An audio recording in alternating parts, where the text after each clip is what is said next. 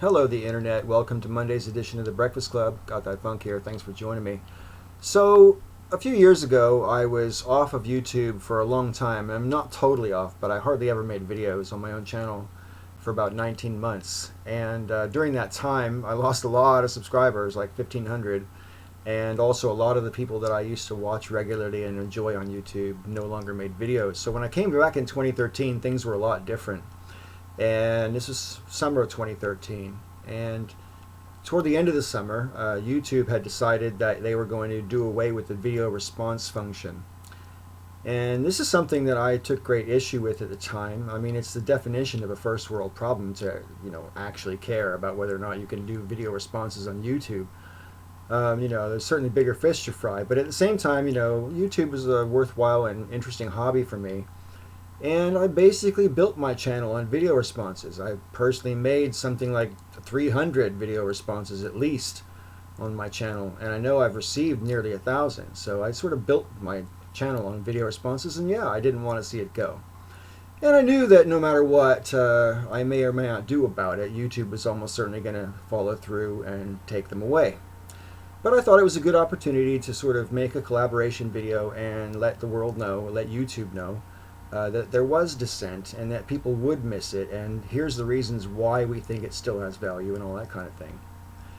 And so whereas before I was gone from YouTube, if I was going to make a collaboration video, I made quite a few for my channel and for others.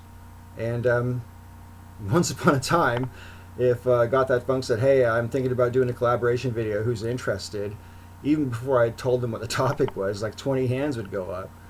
But I found when I came back in 2013, I no longer had that kind of clout. And even though I had quite a few people contribute to the video, including my Breakfast Club viewer, Curious1, he's in that video. But I didn't really get enough to where I felt the video had the kind of punch, the sort of force of numbers that it really needed to have to actually make its point. So I went around YouTube looking for various people who were already talking about the subject of video responses being taken away and how much it sucked. And I basically stole clips from various videos, and I leave a comment on the video saying, look, I'd like to use clips from your video. If you object, please let me know in a comment and I won't use it. And if you don't say anything, I'll just assume it's okay. And the only people who replied to me in comments said, yeah, use whatever. And quite a few people didn't reply at all, so I just assumed it was okay. And it wasn't. I came across a young man called Kevin. His channel's called Cheers Kevin, and it's absolutely great. Yeah. But I didn't really know Kevin at the time, and Kevin didn't know me. And his videos were of a very high professional standard, as it were. I mean, the production values are very good in his videos. And he's a very interesting, self-deprecating, funny guy. I love his channel. I'll link it below, and I'd recommend checking him out. He doesn't make videos all that often, so he won't like overflow your inbox or anything like that. On the other hand, if that's what you're looking for, maybe Kevin's not for you. Anyway, bottom line is me and Kevin got off on the wrong foot because he told me he was going to DMCA the video because I used clips from him without his permission. And he added that he didn't even if he didn't want to DMCA me, he didn't really want to be participating in that video because he didn't agree with the overall point of it. Even though the clips that I used were in context of what we were saying in the video, it's true that his video concluded by saying that he didn't think we should make any kind of a protest at YouTube. And there he was in a YouTube video making a protest, and he felt he was being unfairly represented. And at first I stood my ground, I was like, man, the clips I've used are in context with everything else in the video, so it's not out of context. It fits, and it's fair use. So go ahead and DMCA me. I'll counter, and nothing will really get done. But if you feel strongly about it, go ahead. I wasn't shitty about it, but I stood my ground. But after our initial conversation, I had time to reflect on it, and I named the video "We Are YouTube." And I thought about it, and I thought, he's got a point, because if the video is called We Are YouTube, it does kind of imply the word we, that everybody in the video is in on it on some level. And the fact is that, about a dozen people were in on the collaboration, and a dozen or so more were people whose clips I farmed from various parts of YouTube. And although the ones who spoke to me about it at all were enthusiastically, even Mr. Epsilon was glad to be in the video, but Kevin wasn't. And I thought about it, and I thought, he's right, isn't he? Because the conclusion of his video was, don't make a video like this, and I've gone ahead and made a video like this and put a clip of his in it. I was just thinking about the actual words that he said in the clips that I used, and that they were in context with everything else. But if you step outside yourself and look at it from someone else's point of view, it's sometimes really easy to see how wrong you are, even though from your own point of view you can justify what you've done, and you can make it fit your chosen set of criteria. But hopefully I'd like to be a bigger person than that, and sometimes if I'm just plain wrong, I'm just plain wrong. And so since I still had the video editor on my computer full of these clips, I thought it would be really easy. I'll just go back and recut the video without his clips in it and repost it. And of course the new posting won't get as many views because it already had like 1,600 views, and people aren't going to watch the video they just watched, even though just because one guy's been taken out. So it got a few hundred more views, and I was comfortable with that. I felt at the time the video did what it needed to do. And Kevin thanks me for taking the time to remove his clips from the video and republish it. But I'm sure it left a sour taste.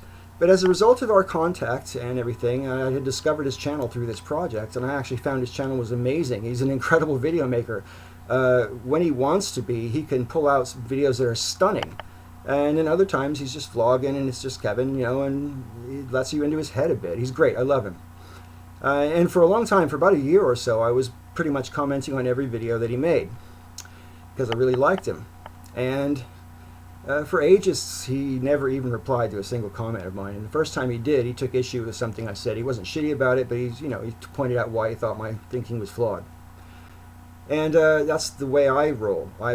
I try not to tell someone, hey, you're being dumb or whatever. I'll just say, hey, look, this is how I see it. Why don't you see it this way? You know, or something along those lines. I don't like telling people, hey, you're wrong, so much as I like saying, I disagree, here's why. And, you know, it's not my job to change people's minds. It's my job, you know, if anything, to open them, but you can't force the conclusion even if you're successful in opening it. Anyway, so it took a long time for Kevin to actually interact with me, and then that was the one and only time for a long time. But I'm not sure what shifted, whether it was my persistence in just being friendly and a genuine fan, or what. But I found a comment of Kevin's on one of my videos once, and I was like, wow, Kevin subscribed to my channel. And so I started following him on Twitter, and he followed me straight back. And I think it'd be far to say that we're friends, but we're definitely, you know, getting acquainted, and I think I like him on a internet guy kind of level, you know what I mean? Anyways, and I hope the same is true in reverse. But the point is, we started off on the wrong foot, but because I didn't let that determine the nature of our relationship, you know, our relationship is actually on a good footing now, and it wasn't really that much effort on my part. I'd like to tell you another similar story. On the original incarnation of The Breakfast Club, I made a video talking about how I didn't vaccinate my kids when they were toddlers. That's a completely different story, which I won't go off on in this video, but I took a lot of heat for it in the comment section, and I knew I would before I made the video. I was actually quite nervous about making that video. But anyways, and one such person who gave me a lot of heat was Marv Roberts.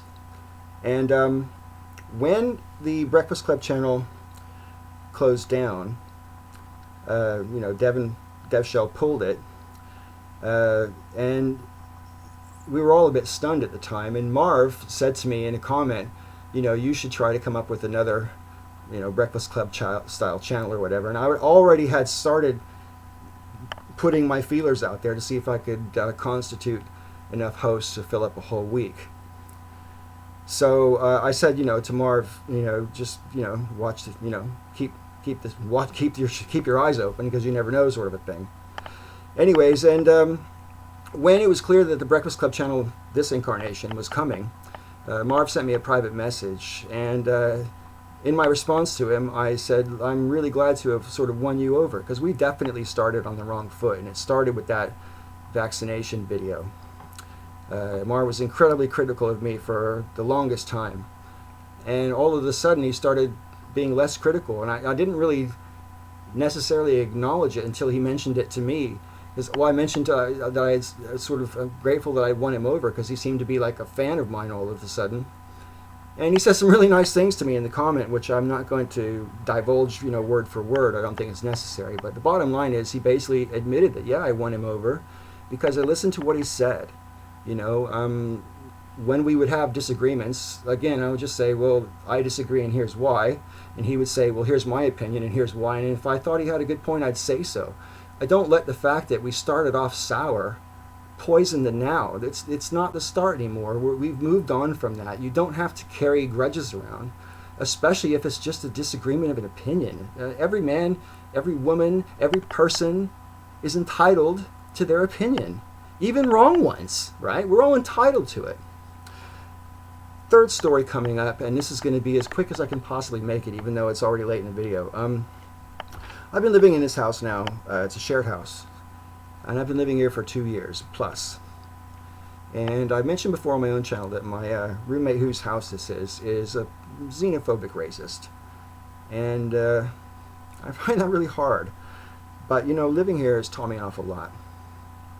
Because I've preached tolerance my entire life. And generally speaking, if I come across people who are bigots, I would not associate with them.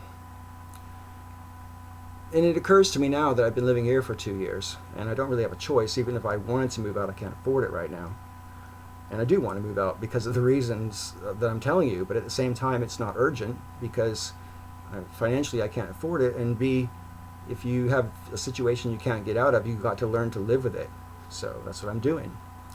And it's taught me an awful lot because me and he disagree on so many things on such a deep level. It's profound. But you know what? He's got a right to his opinions, especially in his own home. And I've got a right to mine. He doesn't try to change my mind. I don't try to change his mind. He knows I disagree and he knows why. I know he disagrees and I know why. But we still have to live together. We still have to get along. We don't ever argue, ever. Even when we're disagreeing. We've never argued. We'll just talk. And it's not really that hard. All you have to do is give someone that much space. Tell them openly if you have to that, you've got a right to your opinion. I just don't agree, and here's why. He thinks I'm completely nuts. To him, I'm a loony hippie. And to me, he's a cockney bigot. That's what he is. But he's also got a heart of gold. He's done me an awful lot of favors. Even though he doesn't relate to me on a lot of levels, he thinks I've got integrity and a good sense of humor, and I think the same is true for him. And basically, we choose to value the aspects of the other person that are worth valuing over devaluing that person because we disagree on some opinions. Because ultimately, we have to share this house, and ultimately, we all have to share this world. Tolerance is very easy to preach if you surround yourself with like-minded individuals. It's a lot harder to live it if you're confronted with, people that you would prefer not to associate with, but you have to. And we do have to share this world together with people that we disagree with profoundly. We have to learn to live together. There's no choice. It's not up for debate. And I think the easiest way is just to give that much room. Disagree vehemently. Try to make changes if you think it's worthwhile and you've got, a good plan. Try to make those changes, absolutely. I'm not just saying we should all acquiesce to the status quo because, hey, everyone's got a right to be who they are. That's not what I'm saying. Go ahead and make changes, but realize the limitations of your efforts. That's all I'm saying. Right, I want to thank you for watching this video. JJ Talks is up next. I look forward to a vigorous discussion in the comment section, and I'll see you again next week. Thanks for watching. May all your ups and downs be ups.